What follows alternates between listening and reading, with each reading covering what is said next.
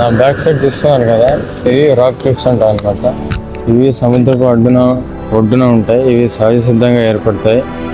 Rock cliff అంటే నిటారుగా లేదా ఎత్తుగా ఉండే రాతి ముఖ భాగం. ఇవి సాధారణంగా సముద్ర తీరాల్లో, పర్వతాల ప్రాంతాల్లో లేదా నదుల కోత వల్ల ఏర్పడతాయి. రాక్ క్లిఫ్ అంటే సాధారణంగా భూమి క్షమక్షమంగా ఎరోసిన్ లేదా భూకంపాల వంటి భౌగోళిక మార్పుల వల్ల ఏర్పడే నిటారుగా ఉండే ఎత్తైన రాతి గోడలనే క్లిఫ్స్ అంటారు. ఇవి ప్రకృతి సిద్ధంగా ఏర్పడిన అద్భుతమైన నిర్మాణం.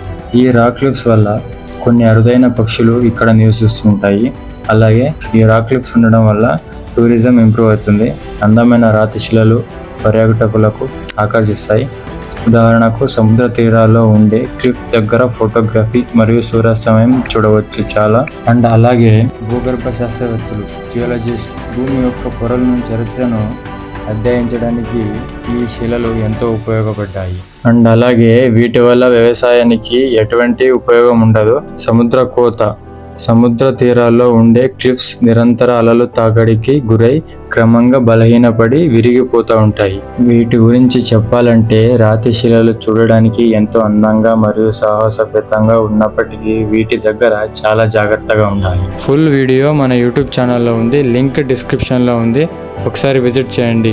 ఇట్లు మీ ఉదయ్. జై హింద్.